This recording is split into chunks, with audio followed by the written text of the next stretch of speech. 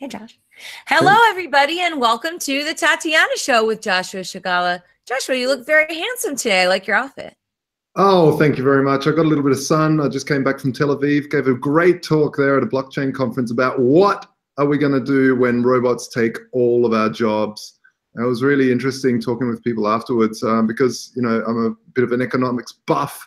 So I take a lot of the spare brain power that I've got left and think about that problem because I think it's a real problem that needs to be talked about. Well, I mean, wouldn't your libertarian side just say, well, you know, then those jobs will be replaced, those labor resources will be reassigned to places where they're more productive? Yeah, I mean, the whole concept of robots are taking the jobs goes all the way back to the Industrial Revolution when the Luddites started smashing up machines saying they're taking our jobs. And really, most people say, well, you know, it'll always be reassigned and labor will just be reassigned to more productive areas. But, you know, I really think that this time it's different because robots have eyes, they have AI, they can self-correct. They're not just dumb machines that are doing this and then a human has to come in and correct it. There's a lot of, you know, every single startup when I'm going to these conferences are disrupting inefficiencies. And the inefficiency is always human.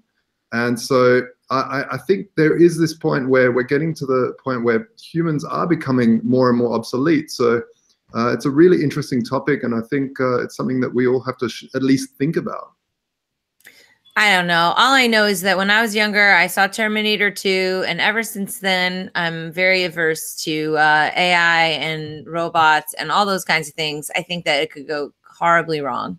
Yet you But it's coming. It's coming for us all. And maybe there'll be some good things. I'm not really sure what they're going to be, though. Yeah. We have to have more AI people on the show. I know we'll have Courtney Harding come on. She's really good. But cool. you're surrounded by a bevy of beauties today, Josh. Did you know that? I know. I looked at the list. I was thinking, wow, and they're all such fantastic and interesting guests. I think so. Really excited. The first one we've got on is Cindy Shin. Yeah, Cindy, why don't you come on and say hello to everybody? This is the first time for Cindy on my show. Hey, Cindy, great to see you today.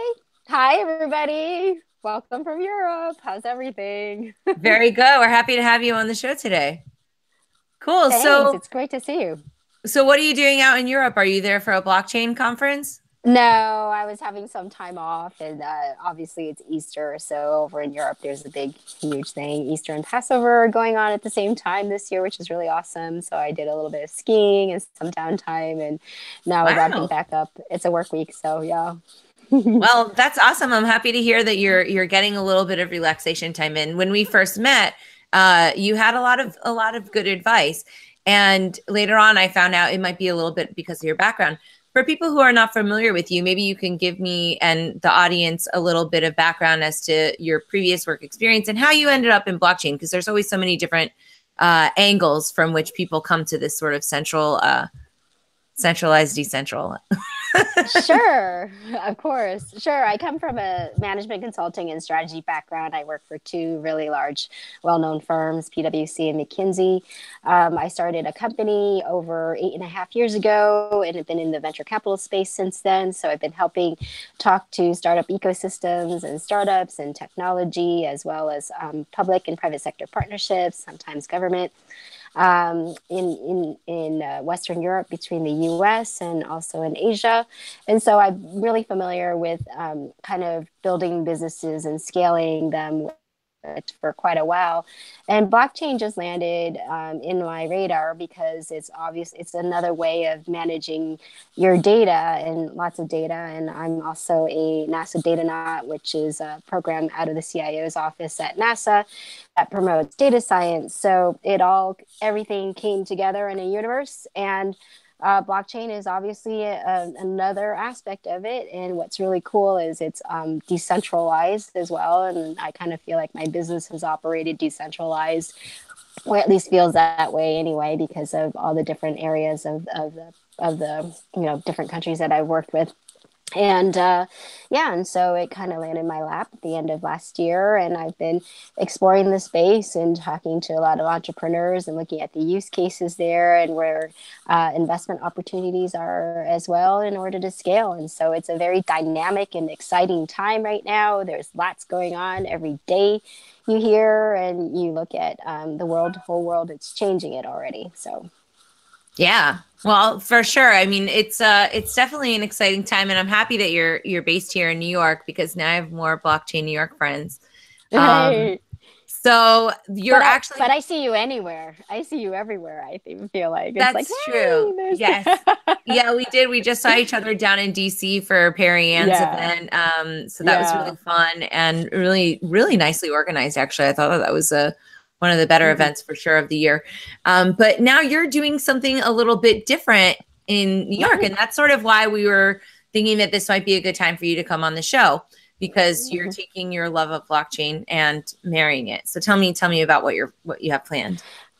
Well, I think that obviously there's a diversity issue in technology, and it also has spread into various areas, including blockchain. And with only 2 to 4% of women who are investing in blockchain technologies or on senior management boards, we're looking into doing something about it and adding the diversity. So, one of the initiatives that came up through my co-organizer of the conference, her name is Alexandra Kramer of CKR Law. Um, she decided, she put out a call to action to see if anybody was interested in helping her organize a conference of all female speakers in the blockchain space, covering anywhere from blockchain 101 to humanitarian use cases and social impact to coding, as well as investments and how to do ICO, et cetera. And regulations. Of course, you can't talk about ICOs without regulations. So we're doing this conference on Sunday, May 13th, which is also happens to be Mother's Day. We're both mothers. I'm helping her co-organize the conference with my company, CLC Advisors. And we have so many interested speakers from all over the world who are coming in to speak at the conference, and it's been being run by volunteers. It's on like I said, Sunday, May 13th from 11 to 7 at the Williamsburg Hotel in Brooklyn. And we're helping kick off Blockchain Week in New York City. That's awesome. I'm really excited and I'm really honored to be a part of it. Yes. That's going to be really neat. So how many speakers do you have Yeah. so far? Because it's from 11 to And the 7. last 11 to 7 so far. We've got I'm looking across the room because I'm thinking, how many do we have? We have at least 20, I believe, from moderators. It's going to be covered by Forbes, is one of the companies that's going to be, or one of the media publications that's going to be writing about it. We have moderators that were former journalists with backgrounds from Forbes and Bloomberg, et cetera, who will be asking questions on the panelists. We have people from Tokyo coming in. We have people from Switzerland and Zug and foundations, Australia, Turkey. It really is a very global event. And there are a ton more speakers who are in my inbox that I need to get back to, who are interested in speaking. And it's been wonderful to see the interest that's on diversity from both men and women across. And anybody can attend. We're gender neutral in that respect, but it's going to be the place to be, especially if you want to look for talent in the space and diversity. So I don't see why anybody wouldn't want to come. Yeah, I'm really And excited about it. And I feel like it should maybe be something that you try out in other places too. I don't think it necessarily needs to just be a one-time thing. I think a lot of people would like it around the world. yeah, no, absolutely. There's been some interest for people, coming from Europe as well as in Asia for us to bring it over there. But there's what I hope and what we're seeing is that there's a trend where a lot of these conferences for diversity, all female speakers, et cetera, they're popping up all over the place. So we just hope that this is a big enough pebble that has a large magnifying effect that will continue this ripple around the world and share that, look, we need to have the code and the investments, et cetera. They all need to represent all different types. That's what we're talking about, decentralization and inclusion. When you're talking about blockchain, you definitely want that to occur. So let's see where this goes. And right now I've got tunnel vision to make sure that we're tactically executing this conference in about 6 weeks time. And you definitely will get some really, really wonderful speakers there that are coming on board. And the announcements will be coming out soon, very soon this week, as well as registration will be opening. So more Great. news. So Josh, I'm sorry, you had a question? No, the thing is, I've often got this in the past, and I am seeing more women coming into the space. But, one thing that was always strange to me is that, Bitcoin originally and blockchain now is all open source and totally inclusive on a technical level. And I always asked my women friends that are interested in the space, why don't you come along to these things? Why are you, being more there, present? And the answer I always definitely got back was that, well, when I go, it's all guys and there. And so what I realized was, no, that there's actually a lot of women that are interested in the space and interested in being seen and being present, but it's intimidating to go to a conference when there's just all guys there and the only women there are, promo girls and stuff like that, instead of actual intellectuals and artists and creators. So it's really good to see this sort of event stepping up, which is more focused at drawing in the women have been there all behind the curtains that they can come out and feel more less threatened, I guess. And I don't think we as a community are threatening. It's just do you think, is that the sort of feedback that you get, that women feel threatened at when there's just vast number of men and that's all? I don't think it's feeling threatened. It's always kind of the way that I think about it is, if you put a face that's there that hadn't been there before, every person that's different or diverse, a new dream is born.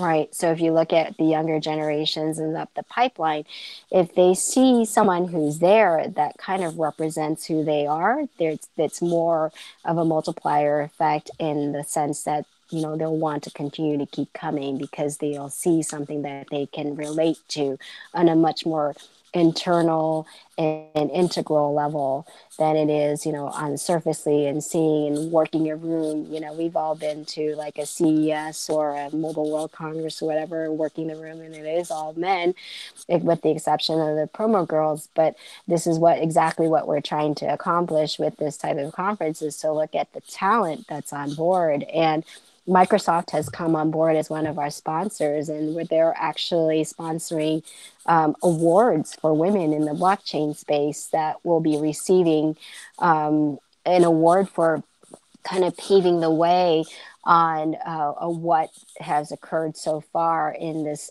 relatively nascent area for women in general. And I think in the broader respect too, on the market as well.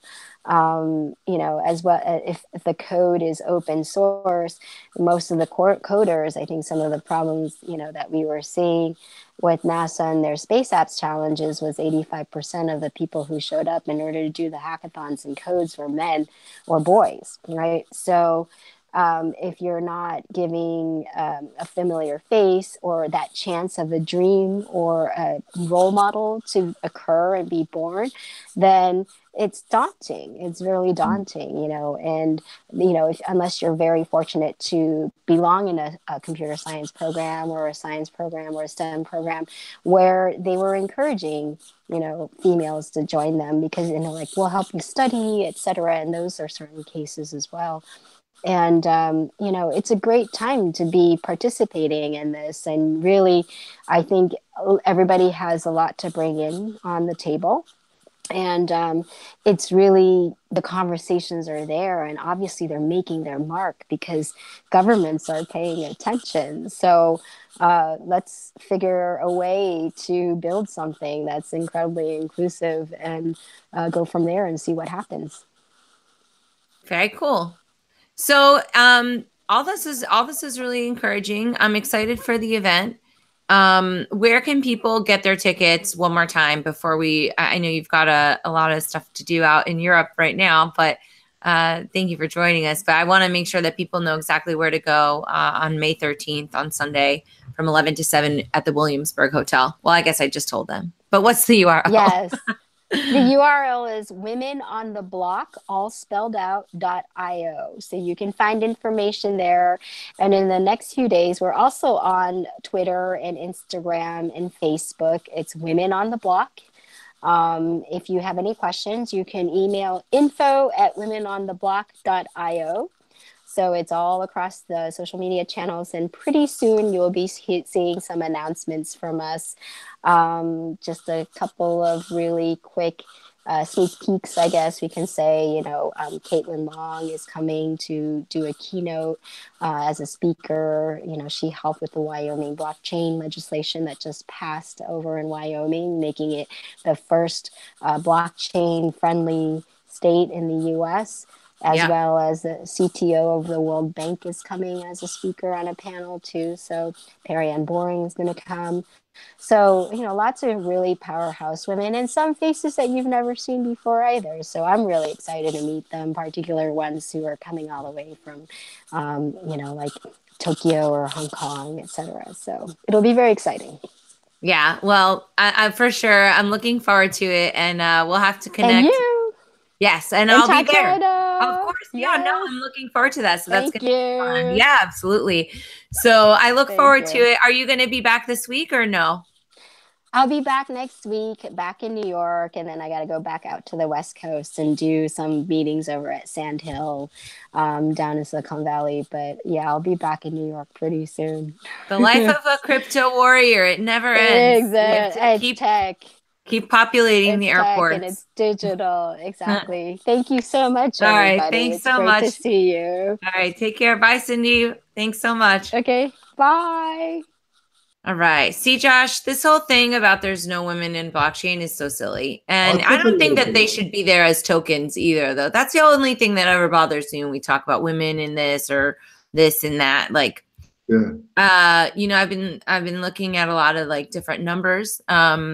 And diversity is sort of like there's a lot of things that go into the numbers of how people choose to spend their time. But I absolutely understand, when you go into a room and it's a whole bunch of guys, you don't want to be in there. I mean, yeah, if they're all really good looking, you're like, oh, okay, I'll suffer through it. But in a professional sense, and you're already learning this really weird technology thing. I don't know. I hear it, and I felt the same way.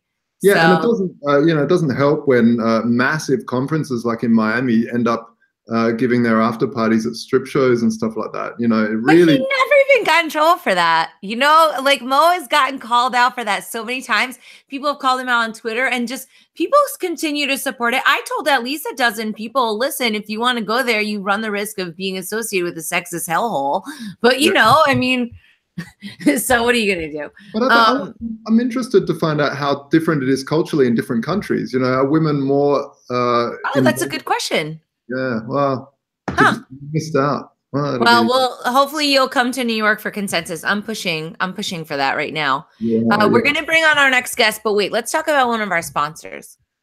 Which sponsor should we talk about? There's so many people that are friends of the show, but the Bitcoin CPA, I always like to talk about Kirk because there's tax time right now. You got to pay the tax man. Uncle Sam isn't letting us go.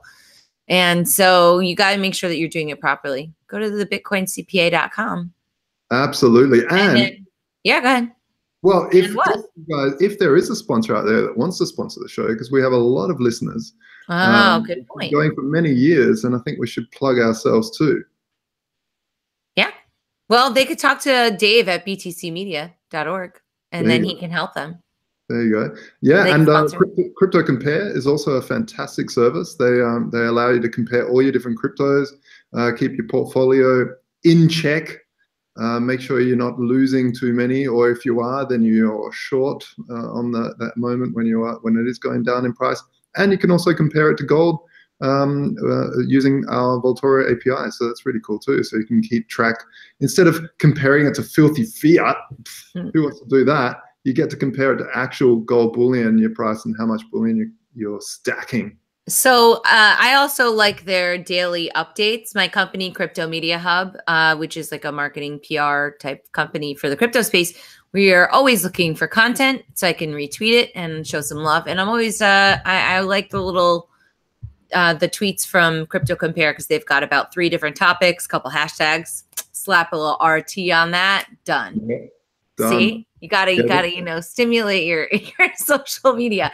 Anyway, on that happy note, I want to bring on a trailblazer in the Libertarian Party, a doctor, and an awesome lady. Dr. Mary Ruwart comes to us from the Libertarian Party, but she also cares about the world at large. She's done a book called Death by Regulation, and I saw her be interviewed by Tom Woods and by Ron Paul, which I thought was super cool. And Mary's going to join us right now if she just unmutes herself. And she's going to tell us, why is regulation killing us? Well, it's not as easy as it sounds, but it's still kind of easy. Long story short, government sucks. But, well, they're doing a bad job. People in government, maybe some of them are nice. I shouldn't be so dismissive. But Mary, what's the problem? People are really, good intention with their regulations. So you wrote a book about it. Tell me first a little bit about why you're qualified to write this book. Are you really a doctor? Yes, I'm a research doctor, PhD, not MD. Okay. And I've been in research academically and mostly with the pharmaceutical industry for many years. I was 19 years with the Upjohn Company.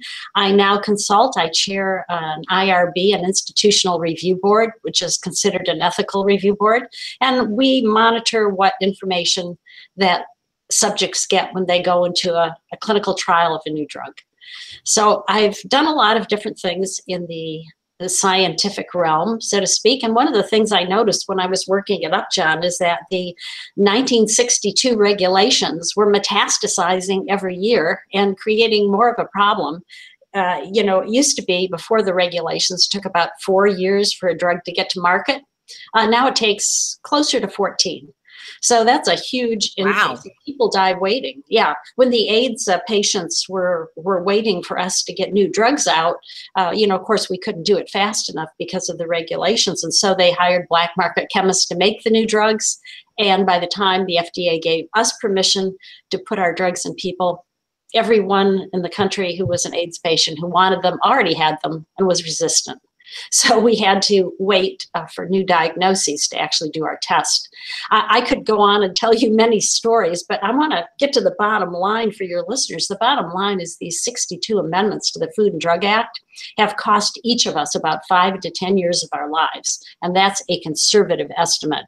That's simply based on the impact on the pharmaceutical industry. These regulations really had their biggest impact, I believe, on our ability to prevent disease, because they really censored life-saving information about vitamins and other nutrients and preventative things we could do to protect our health. And of course, you remember Ben Franklin is attributed to the saying, an ounce of prevention is worth a pound of cure. And that certainly is true in the medical field. Mm. Wow. Those numbers are just staggering. That really kind of popped out at me. So, okay, regulations are bad and they're killing people. That sounds terrible. Why isn't anybody else doing anything about this? And why are we still putting up with this? Obviously, it's hard to roll back things in the government because they're kind of slow, but what could be done? Because that seems pretty alarming. Those are big numbers. Well, it is. And, after the AIDS patients went through this horrible process, the cancer patients sued the FDA and said the Constitution guarantees our right to protect our life. And, we want to use these unapproved drugs. The courts decided that, no, we do not have a constitutional right to protect our lives and save ourselves with unapproved drugs. So right to try, which has been passed in several states and now is in the U.S. Congress, is basically the same thing that the cancer patients were fighting for, which is that terminally ill patients can go directly to the drug company and negotiate with them for the ability to take their drugs, even if they haven't been approved by the FDA. Unfortunately, the way it's structured, the drugs would still have to be in the FDA track. FDA would still have to be happy with the progress. And so probably not too many companies will take advantage of this because, they're going to worry the FDA is going to punish them for dealing directly with the patient.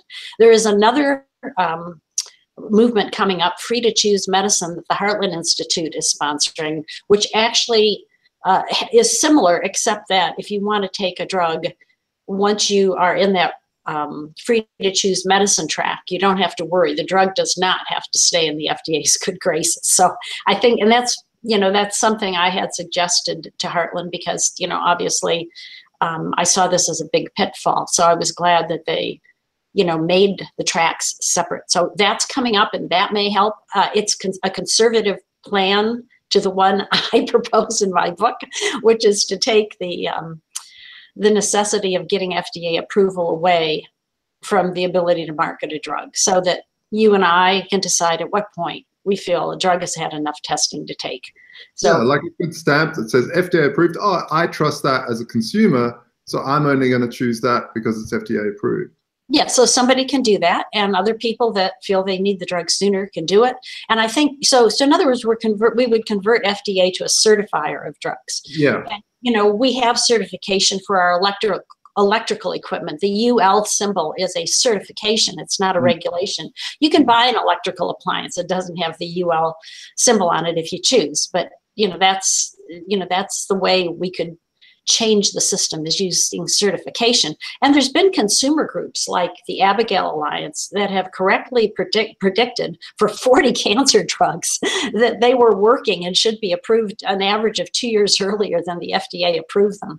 We have another group of Public Citizens which does a best pills, worst pills, and they have accurately predicted about 50% of the drugs that are going to be taken off the market, even though they've been approved by the FDA.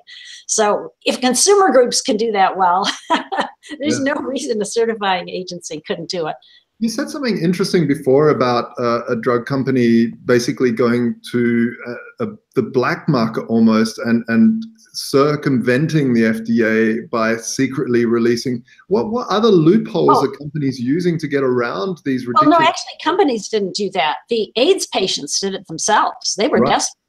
And if you remember the Dallas Buyers Club, it's a really good movie, actually. I really enjoyed that film. That's right. You could see how the FDA prosecuted and persecuted people who were just simply trying to save their lives. Now, they didn't do that with most of the California Buyers Clubs because those people had a lot of media attention.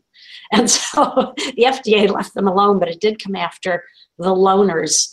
And that was very sad if you saw that movie. And you saw that he actually outlived the prediction of how long he was going to live, because a lot of the things that the Buyers Club did, they brought in nutrients, they brought in drugs from other countries, and of course, on occasion, they had drugs that we were working on with the pharmaceutical industry because they had chemists make them for them, and they did a pretty good job of distributing them and letting people know what the potential side effects were and everything. I mean, and this is all done behind the scenes. So if the AIDS patients can do that, again, certifiers should have no problem. I find it funny that the regulations are all about making the drugs, and in America anyway, you guys are free just to market it to anyone. And so you turn on the television and every second ad is an ad for some strange drug that only really a doctor someone that's very professionally trained in understanding all the side effects should actually prescribe. Instead, most people go to the doctor, hey, I saw this ad on TV for so-and-so, and I do have these symptoms, so I should have that. It's sort of strange to me. Well, even the advertising has been affected by these 1962 amendments. The companies have to go to the FDA and get their ad approved before they run it. If they don't, then the FDA can confiscate all of their drug. So naturally, companies spend a lot of time making sure those ads fit what the FDA wants. And that's why you see all those side effects at the end. That's all FDA driven. And actually, that's true in manufacturing too. I talk about this a little bit in the book. The manufacturing requirements went up so high and cost so much money that they drove the small companies right out of business in the late 60s. And then, of course, what's happening today is many companies that have new things, very new novel drugs, are going bankrupt as they try to bring them to the market. And that's very sad. And of course, the reason that's happening is these regulations, again, metastasize every year. So the costs of meeting the regulation every year. And in fact, what we pay at the pharmacy is directly related to the regulatory costs. Yeah, So right. it's not, you know, drug companies are greedy and they're raising their prices. They're raising their prices because their costs of doing business behind the scenes with the FDA is going up. And it's not going up a little, it's going up what we say exponentially, which means it's really going up rapidly, not in a straight line, but rapidly. I always find it sad because actually it's the rare diseases that suffer the most, because the rare diseases have no, you know, it's not a mass market. There's a few people that have really shocking problems, and they're quite, you know, they might be on, some company might be on the brink of solving that, but there's no money in it because there's only, you know, 10,000 people with this problem. So they won't even bother going through the approval process. Yeah. Well, they did try to put a Band-Aid on that. They call it the Orphan Drug Act. And what they do now is if a company gets one of those drugs to market, they give them a 7-year monopoly. But, you know, that's, again, then the company raises its prices. It has to, you know, to make up for all the failures. In fact, it's not just the orphan drugs that are going under. You know, I had a call from the FDA one day in my lab, and they said, oh, you know, we're really excited about this patent you filed on prostaglandins and liver disease because there's nothing for it. So, you know, we're excited. We want to help you get this to market. But the problem is when you have something new, you don't know how much you have to give, how often you have to give it. You don't know how many years you might have to give it, because something like liver disease takes a long time to build up. It probably takes a long time to cure. And you don't know how many people you need in the study to have the statistical significance that the FDA requires. And if you guess wrong, since these studies take years, and you have to repeat them by the time you get the drug to market, it'll go generic the first day, and you won't be able to recover your you know, regulatory costs or any of the costs of developing it. So Upjohn decided not to do it, even though it was novel and it would have been really helpful. So that's the kind, a lot of things get left on the shelf. And 50, I estimate, what we know from studies, I should say, at least 50% of our innovations drop out towards the end of the development. And if you count the ones that drop out and never get started, like the example I just gave you, it's probably closer to 80%. Now, this is a really big problem because innovation is really what makes our health costs go down. For example, when the anti-ulcer drug Tagamet came on the market, it was expensive. It cost about $1,000 for a year, and sometimes you needed 2 years, so $2,000. But the surgery that you would have if you didn't have the drug was $25,000, and you had a lot of downtime because, of course, if you get cut open, you miss work time. You have to rest, you know. So if you could take pills, you could keep going to work. So, you know, when we have something that can be treated, that's really good. But, you know, I'm actually talking about the minor problems because all these estimates are for the pharmaceutical industry. The big problem with these amendments is they really shifted us from inexpensive prevention to expensive treatment. And I'll just give a quick example of that. In the early 80s, we knew that folic acid, a B vitamin, could prevent neural tube defects in children. And these are very terrible birth defects. You know, basically most of the children are institutionalized. So you would think that the FDA would be very excited about this, but instead it told folic acid manufacturers if they even mentioned these scientific articles that showed you could almost totally prevent these birth defects, that they would shut them down. And even when the Center for Disease Control started recommending that young women take folic acid as a preventative because you need it in the first month or two of pregnancy, the FDA told the folic acid manufacturers that they'd shut them down if they even mentioned that. Now, eventually, the FDA decided to demand that food processors put folic acid in their grains and things of this nature. But, you know, you don't know how much you're getting when you do that. So it wasn't as effective as it could have been.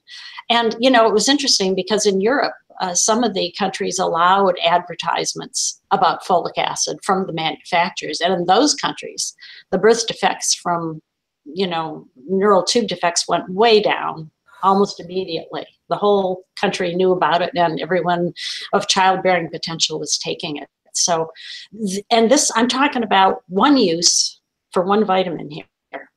So that cost us in the US about 10,000 or so babies that were born needlessly deformed, and many more were aborted because you could test for these defects in utero. So it's very sad. And this is where I think we've lost even more years of our lives, but it's very, very hard to put a number on that. So when you think about the numbers that I present in Death by Regulation, realize that these are minor compared to the prevention. Wow, that's just staggering. Are there any other countries in the world that do it better than the US and the FDA?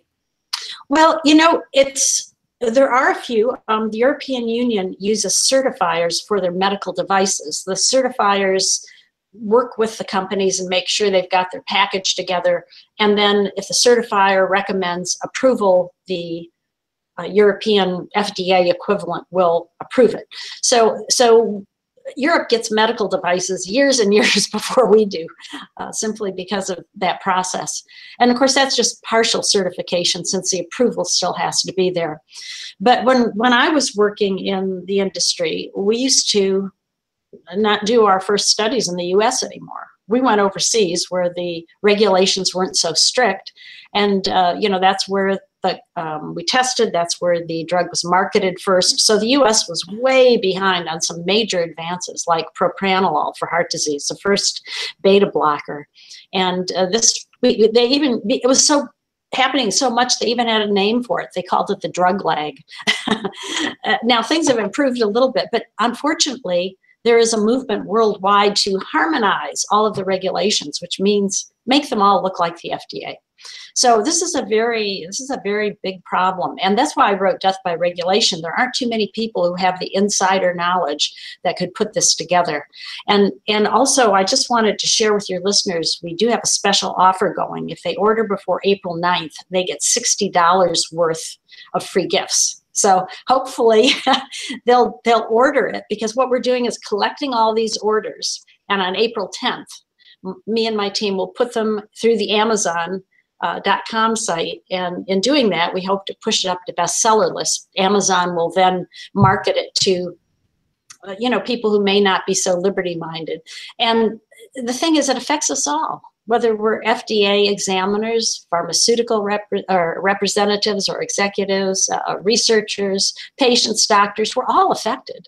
So everybody is being hurt by this regulation. So my hope is in sharing that information that the FDA and other our organizations that might not be so keen on getting rid of the regulations will reconsider. It's in their own best self-interest to do so. Well, yeah, when I saw that you were trying to get to the top of the Amazon list, I kind of know a little bit about how important it is to be on that list. And I thought, oh, yeah, we've got to get Mary up that list.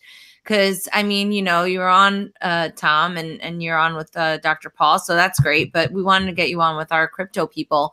And the crypto people know what it's like with regulation, ruining our day every day. Yeah.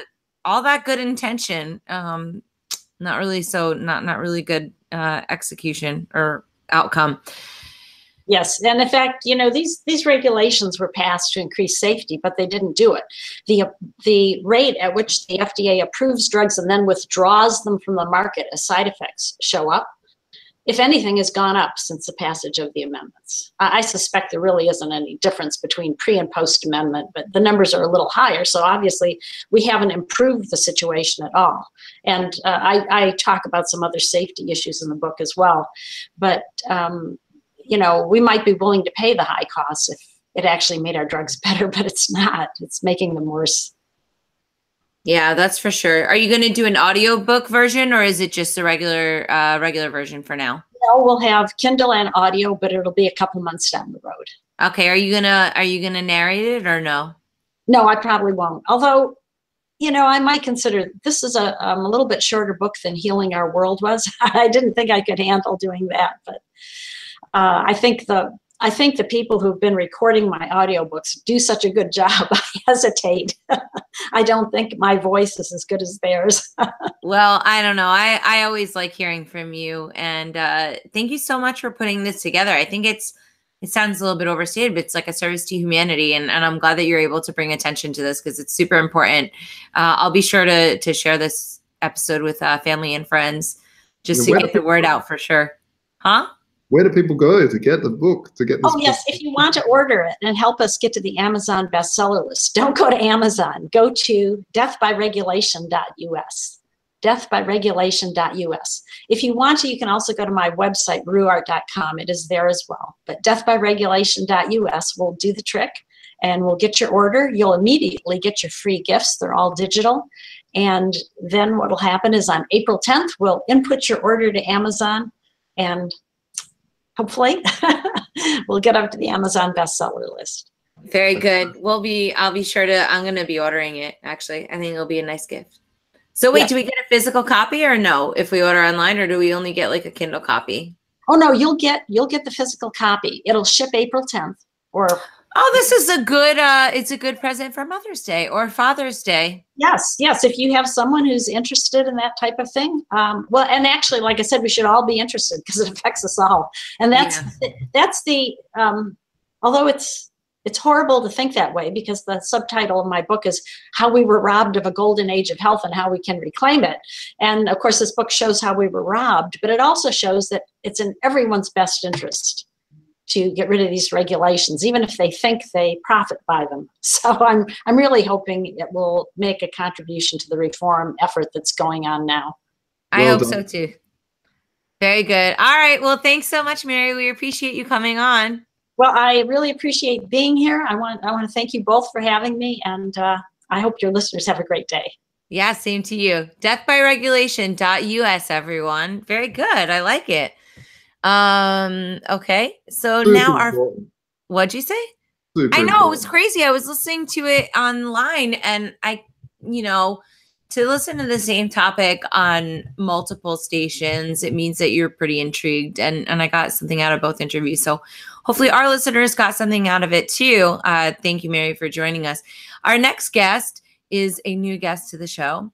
Brittany Hunter is a good friend of mine, and she also writes for Fee, and she's doing all sorts of interesting, fun things. So Brittany, welcome to the show. Hi, thank you for having me. Thank you. We like your sparkle background. It suits always sparkles. Always sparkles with me. So have you met Josh before? Josh, have you met Brittany? No, I haven't. No. Oh, no. But lucky you sound like a fascinating person. You've done a lot of stuff. You're an associate editor at the Foundation of Economic Education. What's that like? I have learned more there as a writer than I think I ever did in any of my formal education years. Every day is basically like an economic boot camp, but I actually get to write about what I learned. So it almost feels more like a fellowship than a job. I'm really lucky. So yeah. Well, that's great. That's fantastic.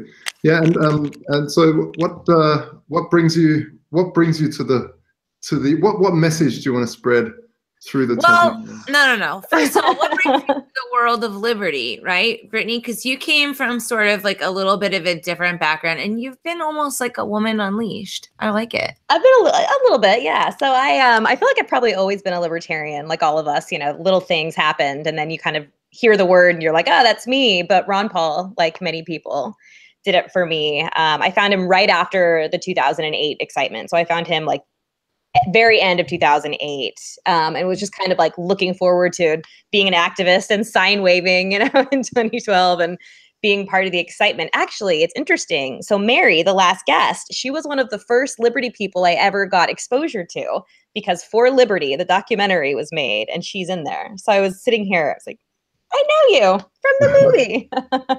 That's it. Very cool. So you've been writing now for Fee for a while, and I see that you're doing sort of pieces on Hayek. Is that right? I did. Yeah, I live blogged The Road to Serfdom. So that's a heavy light blog. It was a heavy load. So, okay, I've been a libertarian for a while now, and I think, you're right. It's something that we sort of pick up on all our lives, and then all of a sudden there's a label for it. But I've never really gotten into reading some of these Austrian economists. It just seems so boring, and I hate nonfiction. But you're slogging through it, and you're making it exciting and fun. So I want to know, how do I or somebody else who feels similarly to me, like, what do we do? What's some recommended reading? What do they do in order to like start getting their street cred? Read my live blog. Don't read the book. It's a lot. Okay. Sorry, Hayek. Yeah, I was like, wow, that's pretty bold. And I'm not a Hayekian either. Like, I'm definitely more like Team Mises, Team Rothbard. But to discount Hayek and his genius would be a blunder. It's really hard. It's a hard book. I ended up reading each chapter twice and listening to each audio chapter twice. Wow. And then crying for a few hours and then like having an epiphany and saying, okay, this is complete connection to something going on in our modern day. So I think if you can look at Hayek from that perspective, it becomes a lot easier. I was able to see Obamacare. I was able to see even mentions of smart contracts that he could never have fathomed. So it was really, really cool to see it in present day perspective. So, but does somebody get anything out of that besides bragging rights? No, but the bragging rights feel pretty good. I think as somebody who didn't finish college, I dropped out to work for Ron Paul and I never went back. That's kind of why I read all these books, because I feel like I do have to kind of prove myself surrounded in a world of people, especially when I worked at Mercatus, where they're scholars, they're modern day Austrian scholars. And I'm sitting here like, hey, I like Ron Paul. So that's kind of what got me to really start reading these books. Okay, so what do you think that there's a lot of ladies in Liberty now? We had this lady theme. Do you have any opinions on ladiness? I think because it's a little bit opposed to libertarianism. Like my inner feminist and then my inner libertarian are like, can't we all just get along? And I don't know. That's well, and my inner capitalist is like, please no more women because it makes my value go up. I know that's terrible. I'm like, no, we're good. Well, no, that's actually a very good point. I was listening to a really great podcast with on Let's Talk Bitcoin, and they were talking about how they have an artificial premium for women in the tech space just because of their rarity. So you're actually getting more for it. Well, that's what I don't know how I feel about that either. That's kind of weird. I don't know. The whole thing is a little bit funny, but I do identify with that. I want to see a familiar face at a conference, and I don't want it to be a sausage fest. No, and that's my first crypto conference was a few weeks ago, and I was noticing that was short on women. So yes. That's definitely a thing. But listen, there's a lot of available men there. So there were a lot of available men there. So I was like, all right, the odds are in my favor. This is fun. But I really liked it. I learned a lot. I met a lot of cool people. Okay. So any final impressions? What do you think of blockchain now? How deep have you gone down the rabbit hole? Well, so I used to make blockchain and Bitcoin music videos music videos. I don't know where that came from. YouTube videos back in 2012 and 2013. But that was when it was new. There was a lot of excitement going around. Bitcoin actually kind of pulled me out of my like post Ron Paul slump. That's how I felt about it. Right? I was depressed after Ron Paul. You know, I was after 2012. What? I had a blimp and everything. I know, we tried so hard. And you know, it was the worst was like having to fight everybody with such vigor and just all my heart saying, you don't know anything. You don't know how many people are there. The media is against him and he has the votes. He has them. And in a lot of ways, he really did have the legit stuff in order to at least advance. And they just broke their own rules. Exactly. So it's nice with Bitcoin as an early adopter, or not that early, but 2012, getting to say now that there is some vindication for being right about that, right? Like I thought I was right about Ron Paul. I totally thought he was going to win and I was wrong. But now I've got all my street cred back, even with the price being a little bit low, whatever. Well, and you're actually putting decentralization in practice. You are creating the world Ron Paul wanted us to create, right? I mean, it's decentralized. That's what blockchain does. Yeah, and not only that, we're proving that the economic theory, you know, now you're seeing these people saying, oh, I'm a crypto economist. Why is there such a term as crypto economist? It's because, economist I should say, is because the theories are getting so twisted on the head. People are thinking, oh, so there isn't that much wrong with a deflationary currency, or there isn't something wrong with an asset-based, bearer-based asset monetary system. We don't need a debt-based system that we can be printed out of thin air by one centralized group. We can have stuff printed out of thin air by a decentralized group and it still works, or it doesn't. And we're testing all these economic theories out, and it's just wonderful to see, especially from a libertarian front. Yeah, it's competing currencies in a lot of ways. It's this world we always talked about, and now it's happening, just not in the physical space. Yeah. Yeah. Well, I always think of it this way, you know, when people say, "Oh, is Bitcoin going to win?" and "Is cryptocurrency going to win?" and I'm like, in a way, it already has, in the sense that we're asking, "What is money?" And people have been in this slumber for, you know, years and years and years, where they just don't ever think about that. They've never thought of anything other than a centralized currency issued by, you know, central bank or whatever. So I think it's pretty cool to see people just thinking outside the box, or seeing this huge like shift in people's consciousness overall. Yeah, definitely. And this notion that no one's spending crypto is also false, because more money was spent on ICOs last year than the entire VC space globally. So really? Yeah. Wow. So it's being spent like crazy. You know, it's just being spent in a different way.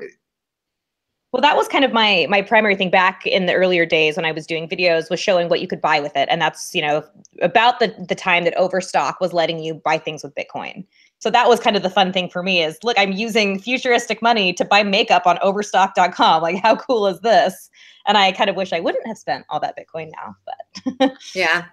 You probably still have the makeup. It's just all old. I do and still have the dusty in a makeup. drawer, and you're looking at that, and you're like a pile of $7 grand or something. Especially if you're buying your Bitcoins, then one tube of makeup could have been. I was like so mad that it was like, well, like 300 for a Bitcoin. Like, so much money. Well, but you know what? Now, if it wasn't for all the people, though, that were buying their makeup and their alpaca socks, we wouldn't even be here today. Yeah. Right. So and you're welcome. I like the term rehodl. You know, you hodl, but you spend it and you rebuy it back at that moment. Just, you know, using the crypto, but converting the filthy fiat back into crypto as fast as you can. I think it's a little bit painful when the markets are volatile when you're working that theory. But anyway, so Brittany, what's going on with Fee? Is Fee getting into crypto now, or is it just you? I mean, I think that you guys have been doing stuff for a long time. Roger was a big contributor. His face is painted on our wall, actually. We have a Roger Ver. Really?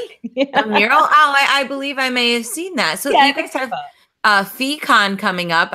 Zen Cash is going to be there. I talked with Jason Riddle about that. I think I'm actually going to be singing at FeeCon. Yes. I tried to get Josh to come. He wussed out. I said, "Josh, stop being a wuss." And he was like, "I have to work." And then is that your Australian accent? That's my impression of you. But I really, really enjoyed my time there last year. I think Atlanta's a hot spot. So tell me, what's going on with FeeCon? Sell me. That's where we met last year. So that should be the big seller, is the 1 year anniversary. The 1 year anniversary of Tatiana and Brittany coming together once again in Atlanta. FeeCon was one of the highlights of my summer last year. And I'm going to be honest, and I love Fee because I work there. I did not know what to expect, because I'm like, oh, we're starting a conference. It's either going to be really good or really bad. I was blown away with the work our programs department put into it. It was well attended. It was attended with like the right people too. Bitcoin.com had a presence. There was a lot of cool crypto things going on, and a lot of cool breakout sessions for all varieties. I think we even had one that's like the economics of Harry Potter, and the economist who gave it dressed up as a wizard. I was entertained. So there's something for everyone at FeeCon, and Tatiana might be there. So head on over to Atlanta this June. Yeah, I think that's going to be really neat. I think it's 7th through the 9th. And I like Atlanta. It's also pretty easy to get there. They've got a lot of planes. So if you want to come in from out of town and come to Atlanta. We do have a lot of planes. Yeah. Very good. Cool. So I don't know. Do we have anything else to talk about today? I think it's been a really, really good show. Lots of Lady Liberty and cryptocurrency stuff. So that's always fun. I don't know, Josh, Brittany, what do y'all guys think? Anything else we should talk about? I'm gobsmacked by the talent that you seem to endlessly bring on this show, and no, I'm done. Well, we've got a lot more people coming on the show. So I don't know. We've got a lot of episodes planned this week, so I'll be releasing them all. And if people want to go to the website, it's called thetatianashow.com. And it's not completely up to date, but we're at a point where I think people can start going over there and checking it out. We'll be uploading all the old episodes and stuff over the upcoming weeks, but you can get a quick peek at thetatianashow.com. Also, please check out my website, cryptomediahub.com. If you or anyone you know need marketing, PR, advertising, etc. services for the crypto space, come and talk with us.